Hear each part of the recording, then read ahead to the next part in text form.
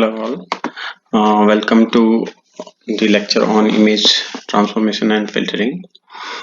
As we already have discussed that the image transformation and filtering is performed in two domains, which are spatial domain and frequency domain.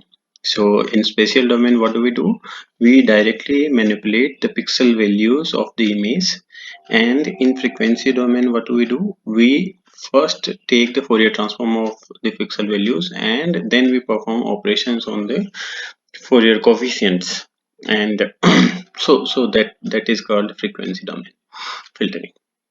So this transformation is denoted by this, where fxy is the input image, t denotes the transformation, and gxy is the output image. So if we consider the input image gray level is R and the output image gray level is S, then S is equal to T, which is the operation transformation performed on the input gray level. Okay, so here suppose this is our image. So filtering is generally performed using mask. A mask is a subset of pixels.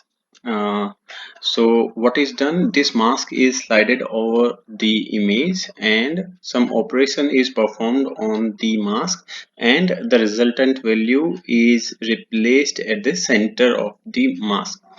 So generally this mask is chosen of the odd dimension so that we get the center pixel.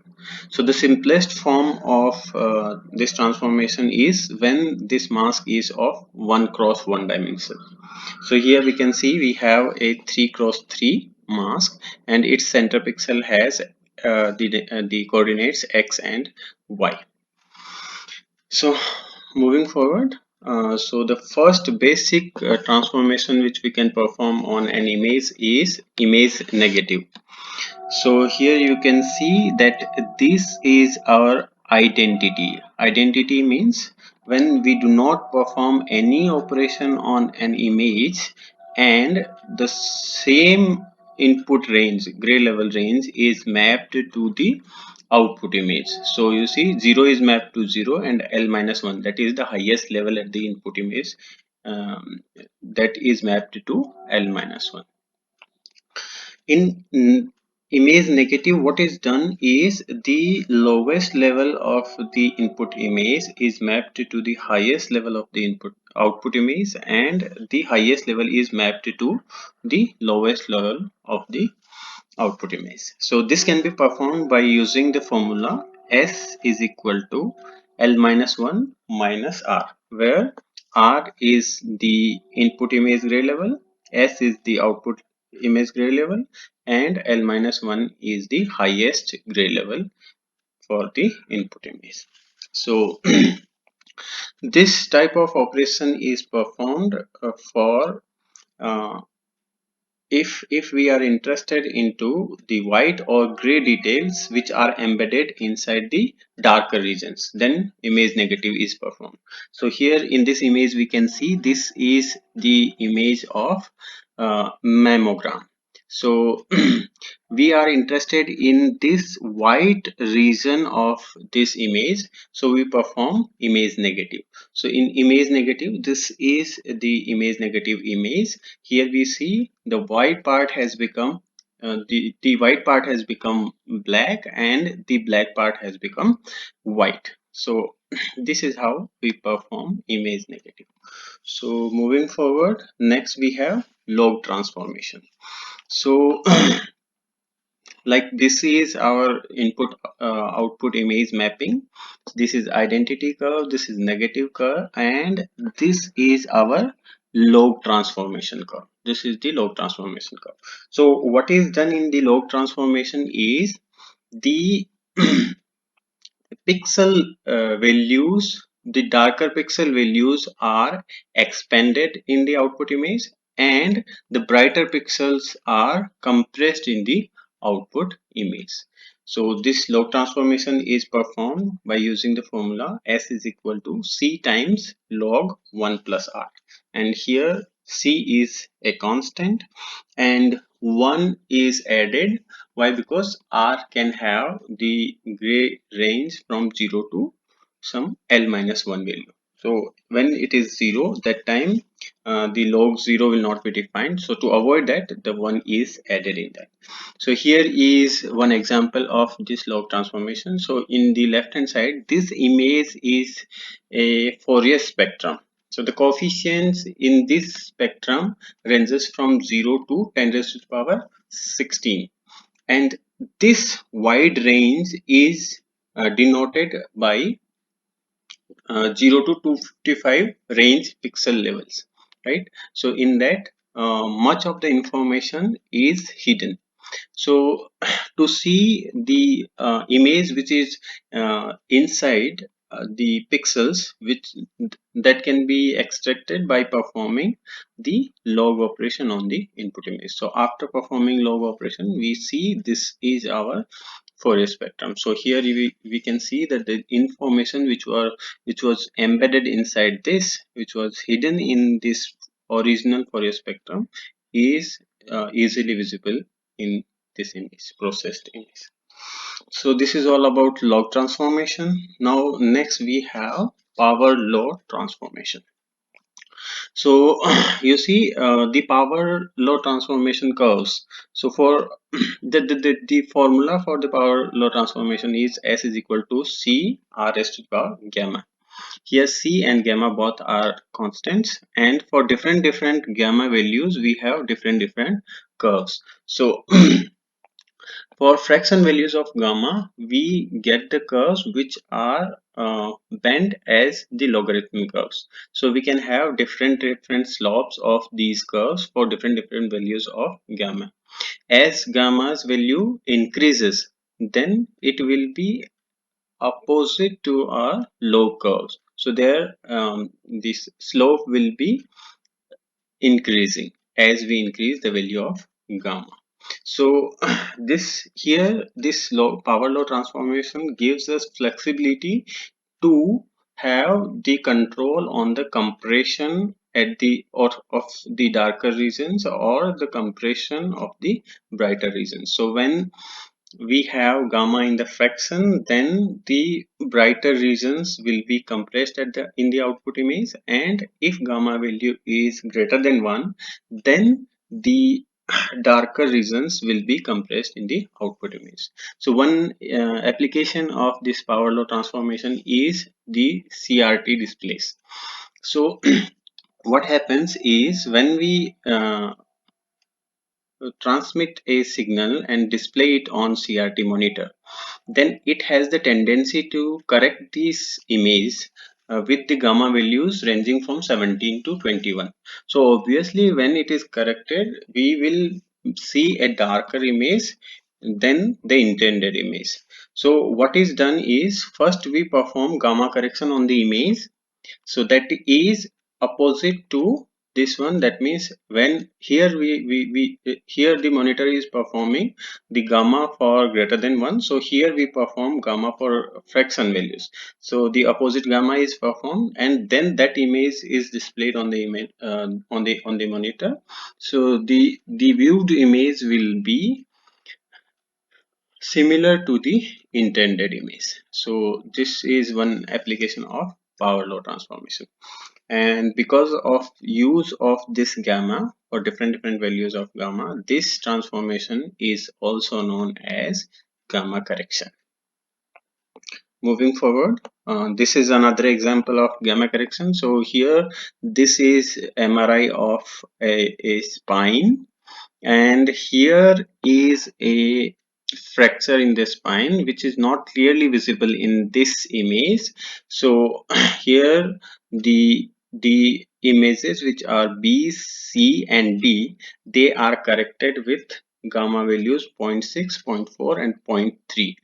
So in point 3 we can see the fracture clearly, but if we go below this, then the contrast of the image will deteriorate, and we can have the correction of gamma in a fixed range of gamma.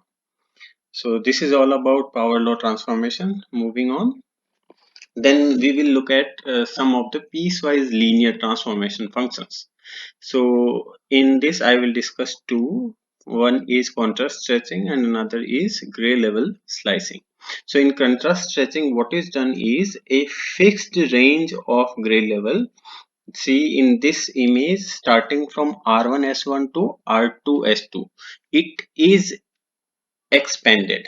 So it is expanded, and before this and after this gray ranges are compressed. So here you see this is our original image, and this is the contrast stressed image, and this is thresholded image. So when this contrast stretching becomes thresholding, when R1 is equal to S1, sorry, R1 is equal to 0 and S1 is equal to S2, then it becomes the thresholding, right? So this is contrast stretching. So another example of piecewise linear transformation is gray level slicing. So here we have two examples of gray level slicing. In A, what is done is the gray level range from A to B, gray level range from A to B is enhanced and the remaining gray levels are suppressed, they are reduced. So here you remember what is the identity transformation. Identity we have a straight line like this, but here what is done, A to B are enhanced and remaining all are made constant, that means they are suppressed. And then another example is this A to B gray level range is enhanced and the remaining pixels are kept as it is. So you remember this is the identity curve, identity straight line. So in this, from 0 to A it is kept same, B to L minus 1 it is again kept same, but A to B it has made to a certain level, it has been enhanced to a certain level. So this is one example, this is the original image, and second is the image which is corrected by using the transformation which is shown in figure A, right? So in this, the A to B ranges are the this range is enhanced and the remaining are suppressed. So we can see in this range we get this, so this is highlighted in this, and remaining all are suppressed, this region they are suppressed in this. So this is piecewise linear transformation. If we want to highlight a particular range of pixels, then we can go for piecewise linear transformation. So hope till this it is clear and it has been covered in the class 2. Now we have histogram processing. So before going to the histogram processing, let's understand what is histogram. So histogram is defined as a discrete function which is given as h r of k is equal to nk, where r of k is the gray level of kth pixel and nk is number of pixels having the gray level rk. That means nk is not intensity value, remember this, nk is not intensity value, nk is number of pixels who have the gray level or intensity level rk, right? So if I draw the histogram, so in on independent axis we have the range of gray level, and on dependent axis we have the number of pixels of that particular gray level, right? So on the right you can see the histograms of different images. We will discuss these. Before that, let's see what is normalized histogram. So if histogram values are divided by total number of pixels, that is divided by total number of pixels, then we get normalized histogram. So normalized histogram can be given as p rk is equal to nk divided by n. where PRK gives the estimate of probability of occurrence of the level RK. So we can say this, that if total number of pixels are NK, total number of pixels are NK, and the number of pixels who have the intensity value or the gray level RK, those are NK. So NK divided by NK divided by N will be the probability of occurrence of the pixel which has the gray level RK. So we can say that the normalized histogram gives us the probability distribution of the gray levels. So now if we see the histograms of different images, so then you see here first is the dark image. First is the dark image. Here more number of pixels are there which has the dark intensities.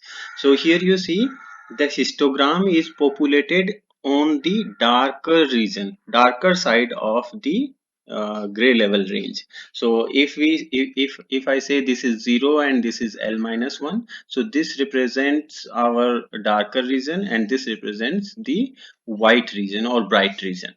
So since in this image we have more number of pixels which are darker, so the histogram is concentrated on the darker region of the image of the gray level range. Then if we see the bright image histogram, so the bright image histogram, you see here, since more number of pixels are there which are white, so the histogram is populated towards the bright region or the white region of the gray range. Then if we look at the histogram of low contrast image. Low contrast image means we are using very narrow range of pixels to represent an image. We are using very narrow range of pixels to represent an image. So you see here, this is your low contrast image. So if I see the histogram of this image, then it is populated in this range, in this particular range of the gray levels. So it is populated over here. Then if we look at a high contrast image, then this image has the pixel values or the gray level ranging from darker to brighter side. So if we look at its histogram, then you see it is distributed equally all over the range of gray level, all over the range of gray level.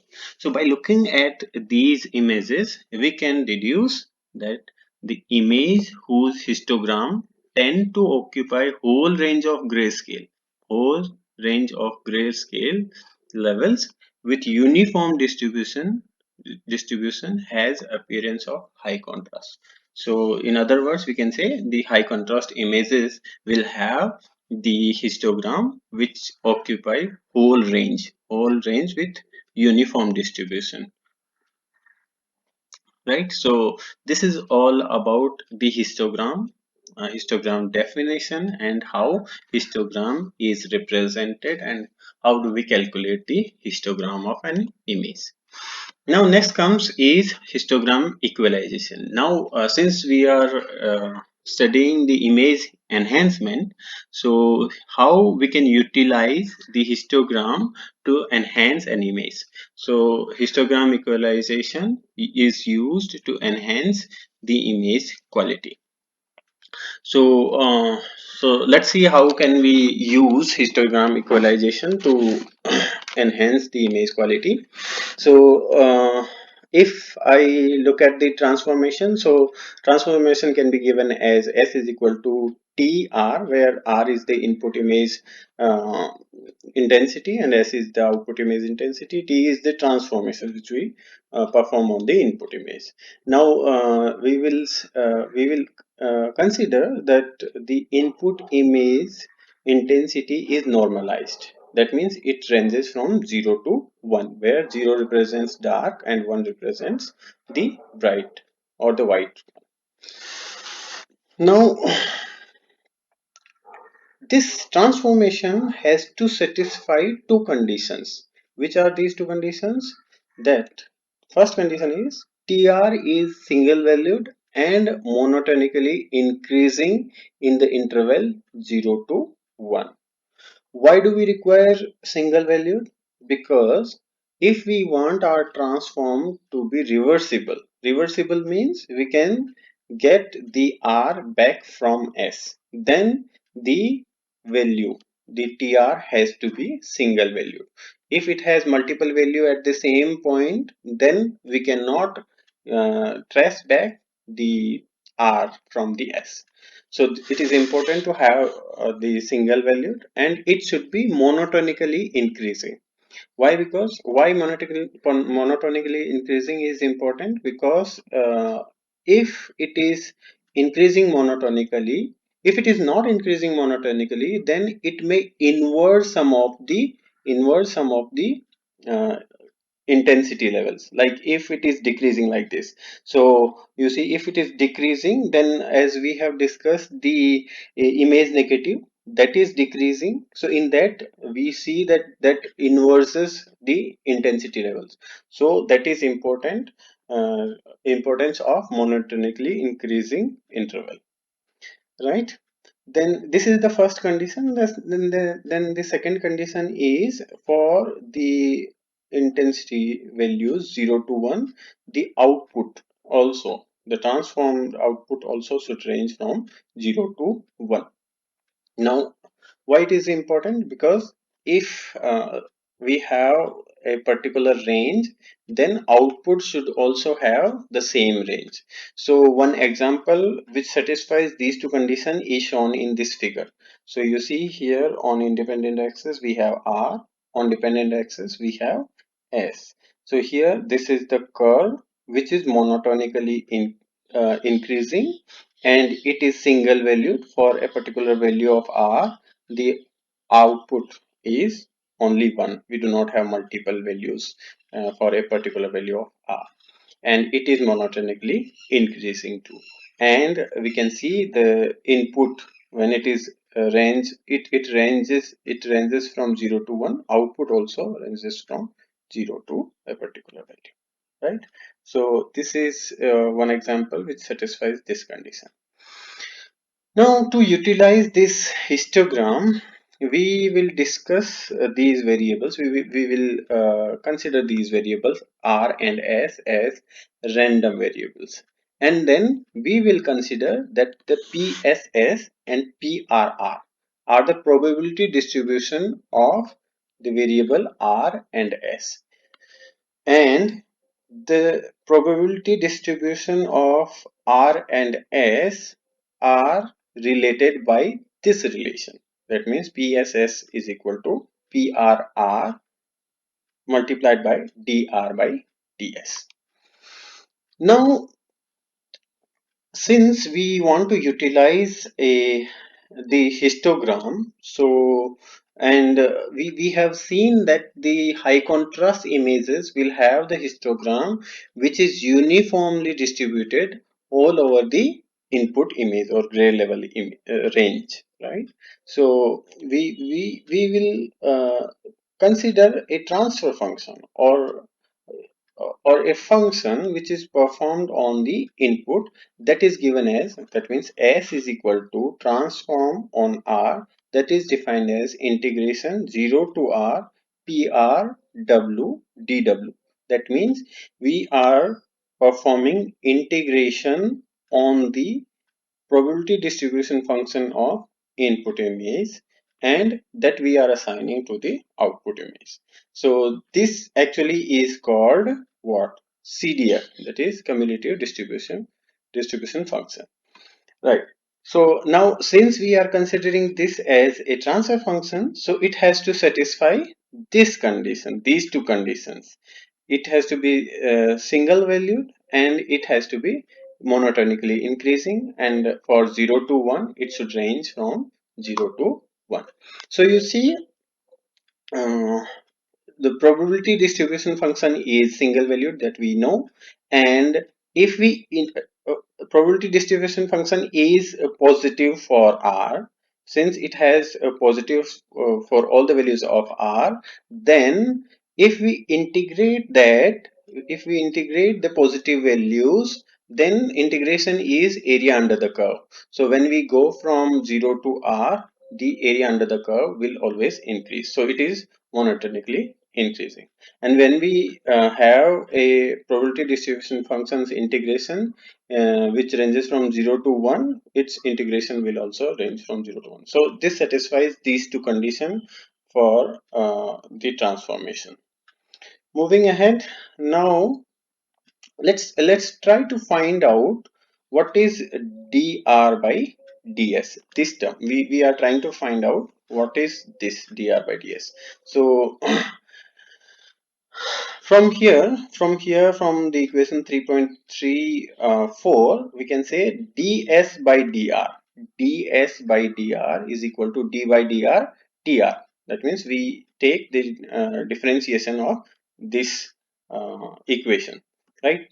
So differentiation of this equation means differentiation of this integration term, differentiation of this integration term. So now we know that the differentiation of integration is the same function.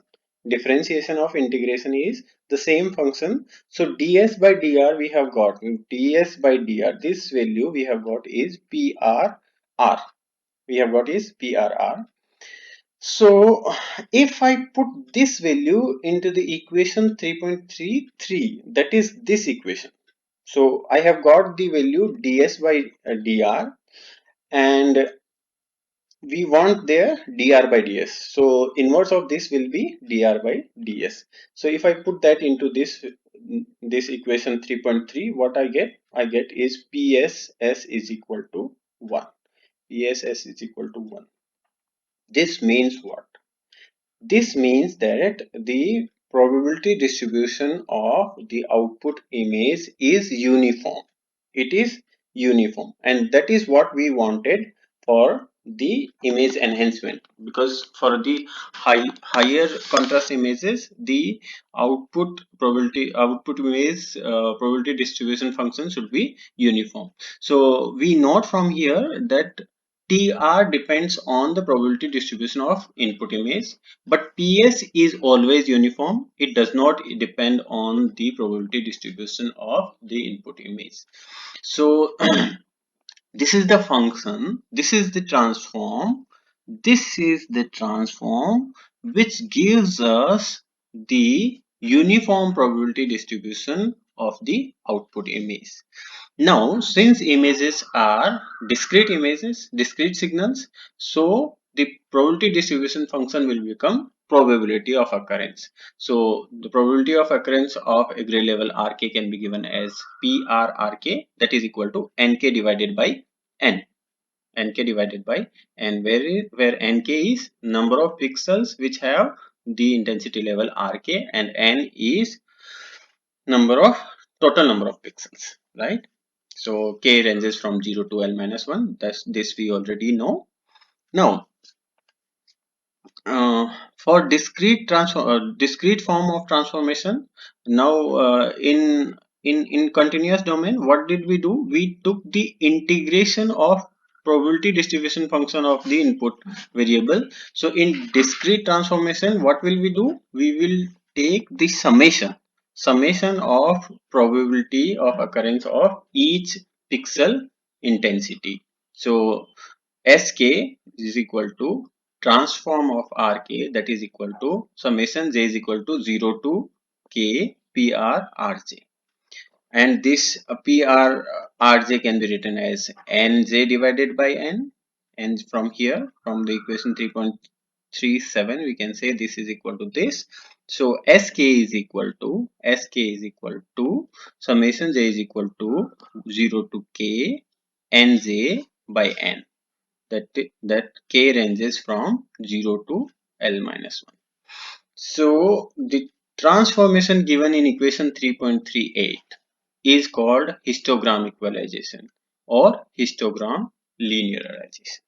So what we achieve in the histogram equalization, we get the uniform distribution. We get the uniform distribution of probabilities probability of occurrence of the output image, and that is what is desirable for the high contrast images. So this is how we enhance the images using histogram equalization.